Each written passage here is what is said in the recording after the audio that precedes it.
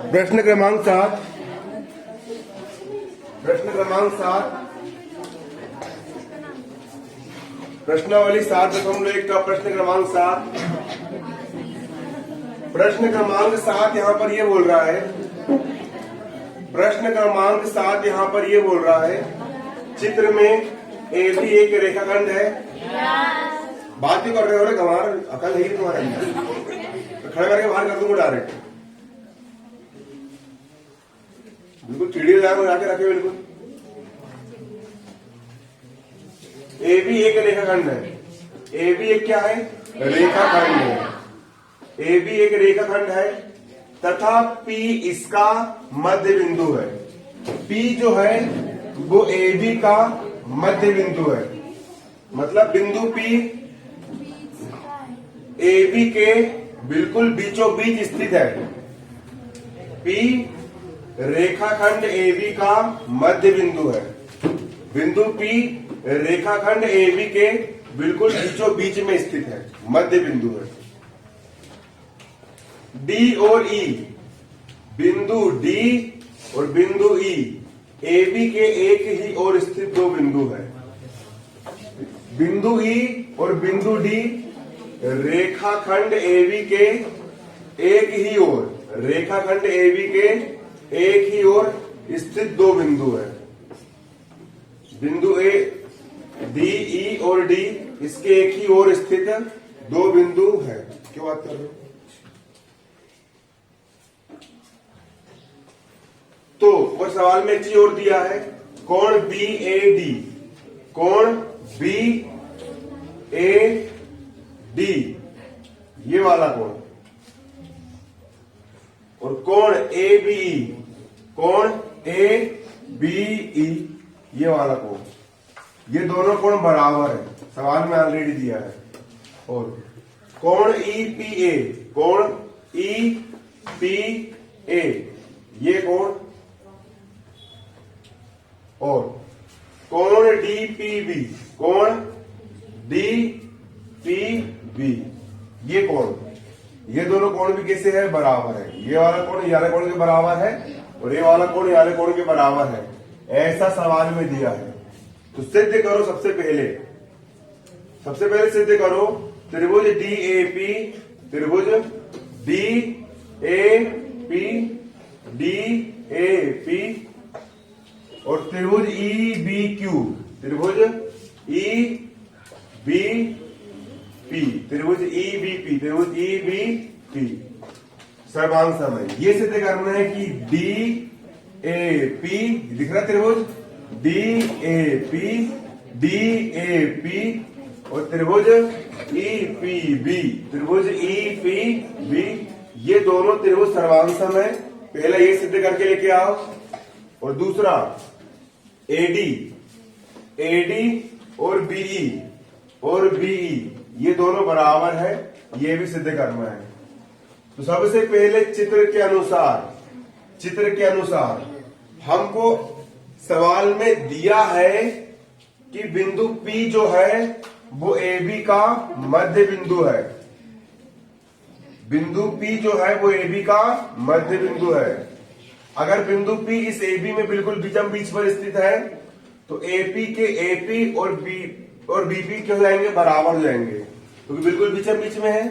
तो जितनी बड़ी आपकी AP होगी उतनी बड़ी आपकी BP भी हो जाएगी। जितनी बड़ी AP हो जाए उतनी बड़ी कौन सी हो जाएगी, BP। AP और BP क्या हो जाएंगे, बराबर हो जाएंगे। सवाल में दिया है क्योंकि बिंदु P AB का क्या है, मध्य बिंदु है। इसको समीकरण 1 नाम दिए। क्या नाम दिए, समीकरण 1 नाम दिए। अगली चीज आपको सवाल में दी है कि ई पी ए,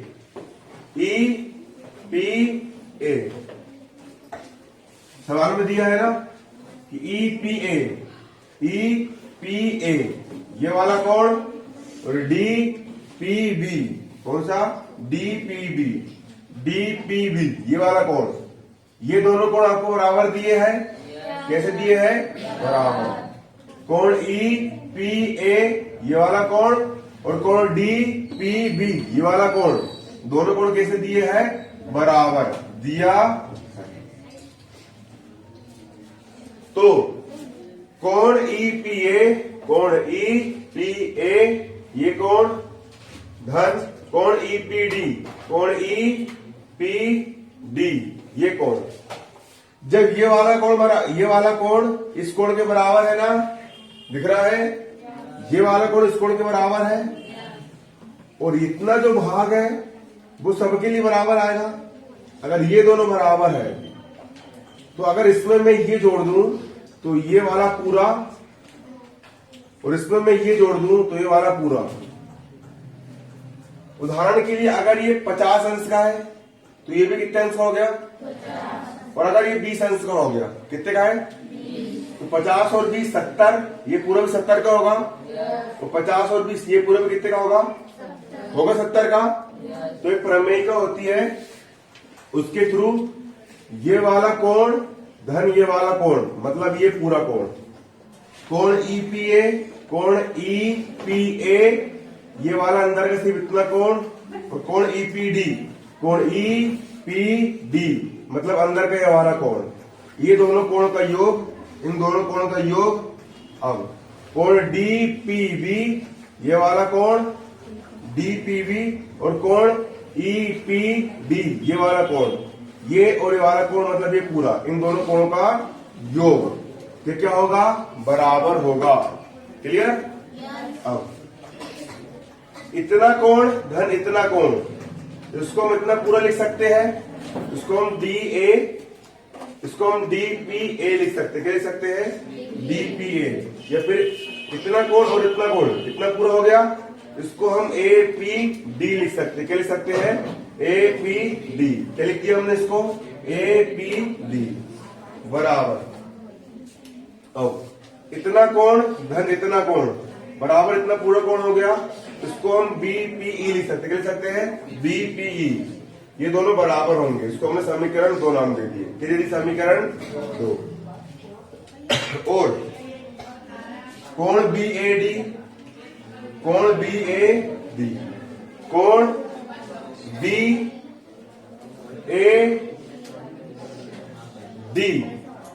कोण बीएडी, कोण कहां गया, बीएडी, कोण बीएडी ये वाला कोण,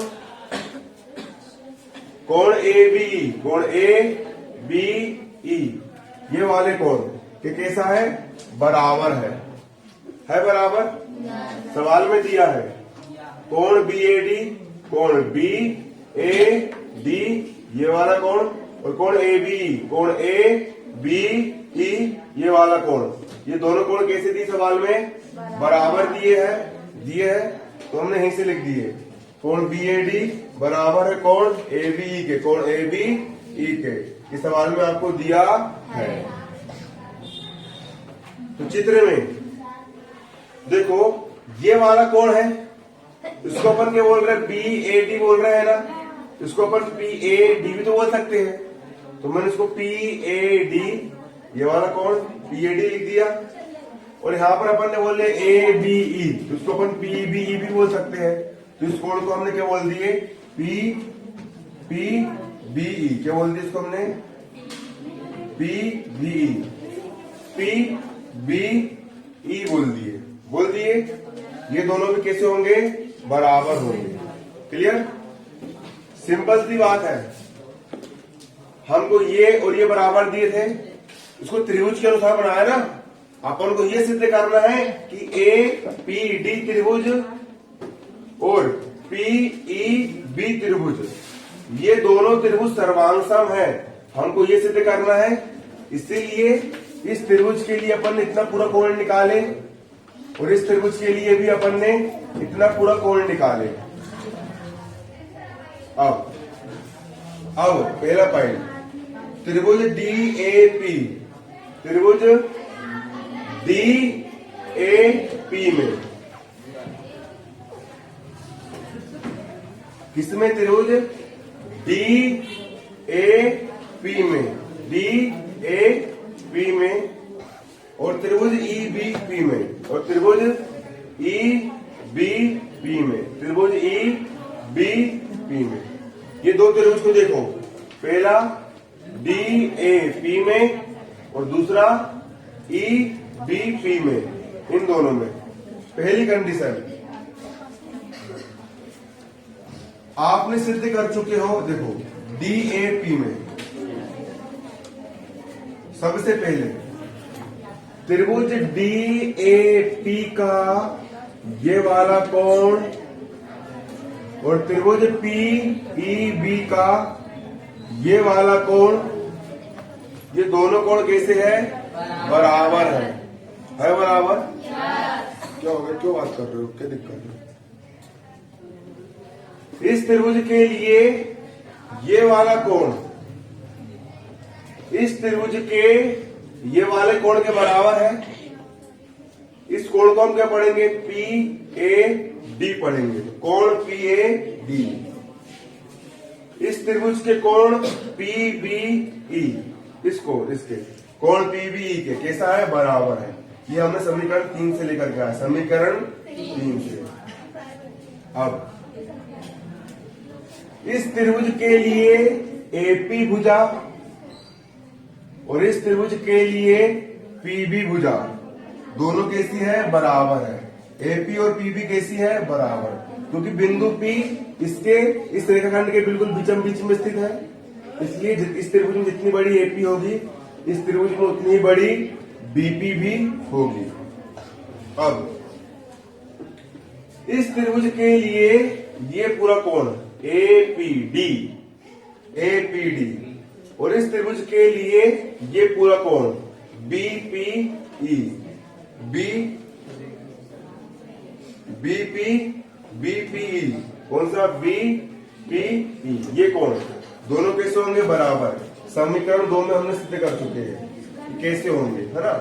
क्योंकि ये और ये बराबर, ये और ये बराबर। तो इस त्रिभुज के लिए ये वाला कोण APD, कोण APD, और इस त्रिभुज के लिए ये वाला कोण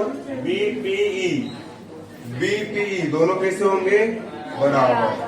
तो अब देखो क्या लगेगा, जब एक त्रिभुज की दो कोण और उनके बीच की भुजा दूसरे त्रिभुज के दो कोण और उनके बीच की भुजा के बराबर हो, जब एक त्रिभुज के दो कोण और उनके बीच की भुजा दूसरे त्रिभुज के दो कोण और उनके बीच की भुजा के बराबर हो, तो कोण भुजा कोण, कोण भुजा कोण, कोण भुजा कोण, एंगल साइड एंगल, सर्वांग समता नियम से ये वाला त्रिभुज, दोनों त्रिभुज सर्वांग सम होंगे। मतलब त्रिभुज DAP और त्रिभुज EBP, त्रिभुज EBP दोनों कैसे होंगे? सर्वांग सम होंगे। कैसे होंगे? सर्वांग सम होंगे। तो ये हमने सिद्ध कर दिए कि त्रिभुज DAP, त्रिभुज DAP और त्रिभुज EBP दोनों कैसे है? सर्वांग सम है। कैसे है दोनों? सर्वांग सम है। और दूसरा हमको ये सिद्ध करना था कि AD और BE बराबर है। AD और BE कैसे है? बराबर है। जब हमने ये सिद्ध कर चुके हैं कि दोनों सर्वांग सम है, तो सर्वांग सम त्रिभुज की संगत भुजाएं भी कैसी होती है? बराबर। जब ये वाला त्रिभुज और ये वाला त्रिभुज सर्वांग सम है, तो इस त्रिभुज की भुजा AD इस त्रिभुज की भुजा BE के कैसी हो जाएगी? बराबर हो जाएगी।